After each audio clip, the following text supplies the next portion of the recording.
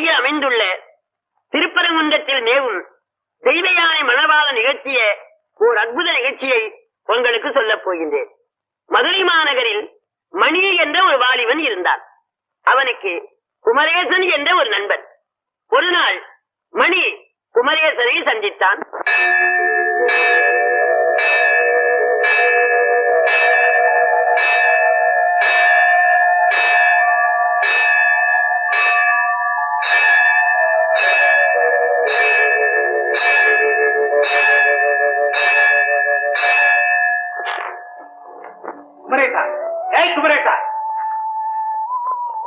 புது படம் வந்திருக்கு, வா போறோம்.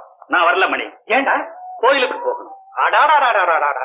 எப்ப பாரு கோயில் கோயில் கோயில். அந்த கோயில்ல இருக்கிற கடவுளால உனக்கு என்னடா கிடைச்சது? எத்தனையோ கிடைச்சது. அதுல ஒன்னே ஒண்ணு சொல்லு பாக்கலாம். சொல்லி என்னடா பிரயோஜனம்? நீ நம்ப மாட்ட. பரவாயில்ல சொல்லு மணி. 10 வருஷத்துக்கு முன்னால என் மனைவிக்கு பயங்கரமான காய்ச்சல் வந்து சுயநினைவையே இழந்துட்டா. ஒரு குறிப்பிட்ட மருந்தை கொடுத்தாதான் உழைக்க வைக்க முடியும்னு டாக்டர் சொல்லிட்டார். அதனுடைய விலை 7 ரூபாய். கையில பணம் இல்ல. மாச கடைசி பல பேரை கேட்டேன், கிடைக்கல. கடைசியா திருப்பரங்குன்றத்துல இருக்கிற என் தெய்வத்துக்கிட்ட ஓடுனேன், கதர்னேன், அழுவேன், தொழுவேன். என் மனைவியை காப்பாத்துற பொறுப்பு அவங்கிட்ட ஒப்படைச்சு வீட்டுக்கு திரும்பினேன். வர்ற வழியில என் கால்ல ஏதோ தட்டுப்பட்டுச்சு. என்னன்னு பார்த்தேன், சிகரெட் போச்சு. என்னை அறியாம அதை எடுத்து பிரிச்சேன். அதுக்குள்ள 2 சிகரெட்டும் ஒரு 10 ரூபாய் நோட்டு இருந்ததுடா. முருகா என்ன காப்பாத்திட்டப்பான்னு திரும்பினேன். நான் இருக்க பயமேன்னு சொல்ற மாதிரி நிமிர்ந்து நிக்கிற கோபுரத்தை பார்த்தேன். அப்படியே அப்படியே மெய் மறந்து சாஷ்டாங்கமா விழுந்து கும்பிட்டுட்டு மருந்த வாங்கிட்டு வீட்டுக்கு ஓடினேன். என் மனைவியும் படைச்சிட்டாடா, என் மனைவியும் படைச்சிட்டா. ஓஹோ, அதான் நீ திருப்பரங்குன்ற கோயிலுக்கு அடிக்கடி போயிட்டு வாரியோ? போறது மட்டும் இல்லடா, அங்க ஒவ்வொரு வருஷமும் நடக்கிற தெய்வீயான திருமண திருவிழாவுக்கு என் மனைவி மக்களோட போய் பாலாபிஷேகமும் செஞ்சுட்டு வரேன்டா. கோயிலுக்கு போறதை விட கொடுமடா இது. நீ கடவுள்னு கும்பிடுற அந்த கல்லு மேல ஊத்துற பால 10 ஏழை குழந்தைங்களுக்கு கொடுத்தீங்கன்னா பெற்றவங்களாவது வாழ்த்துவாங்க. மணி கேள்விக்கு பதில். நீ கும்பிடுற கடவுள் பேசுச்சா? இல்ல. பால் வேணும்னு கேட்டுச்சா? இல்ல. பேசல, கேட்கல. பின்ன ஏண்டா காசை வீணாக்குற? நிறுத்துற.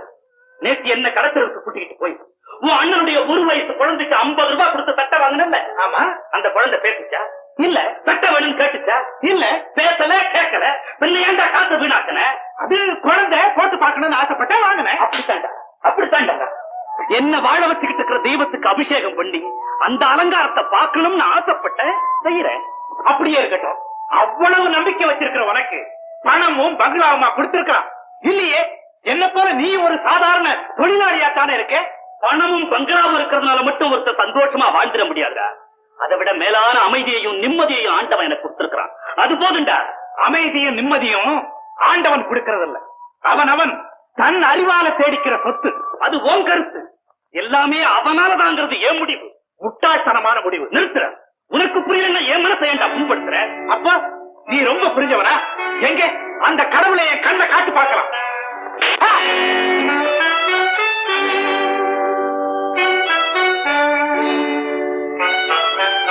ஏண்டா கத்துற? வலிக்குதே. அப்படியா? எங்க அந்த வலியை கொஞ்சம் காட்டு. வலியை உணரத்தான் முடியும், காட்ட முடியாது. கேவலம் இந்த வலியையே உன்னால காட்ட முடியல. சர்வ வல்லமை உள்ள அந்த கடவுளை எப்படி நான் காட்ட முடியும்? இது மாதிரி உணரத்தான் முடியும். என்னடா குழப்பற? இல்ல, தெளிய வைக்கிற. இது என்ன படி? என்ன பாஷையுமே புரியலையே. மலையாளம், மாத்ருபூமிங்கிற பத்திரிகை. நீ மலையாளம் படிச்சிருக்கே, உனக்கு புரியுது. அதனாலதான்டா சொல்றேன், படிச்சவனாலதான் பாஷையை புரிஞ்சிக்க முடியும். பக்தி உள்ளவனாலதான் பரம்பொருளை புரிஞ்சிக்க முடியும். போத நிறுத்தல. இல்லாத ஒரு பொருளை எவ்வளவுதான் இருக்கு இருக்குன்னு நீ எடுத்து சொன்னாலும் நான் அதை நம்ப மாட்டேன். அது என் உரிமை. கடவுள் இல்லே இல்லேன்னு சொல்றதுக்கு உனக்கு உரிமை இருக்குல்ல? ஆமா. அது மாதிரிதான்டா தெய்வம் இருக்கு இருக்குன்னு சொல்றதுக்கு எனக்கும் உரிமை இருக்கு. குமரேசா மணி, கடைசியா நான் சொல்றதை கேளு. நான் இருக்குங்கிறவன், நீ இல்லைங்கிறவன். இருக்குன்னு சொன்னா நீ நம்ப மாட்டேன், இல்லைன்னு சொன்னா நான் ஒத்துக்க மாட்டேன்.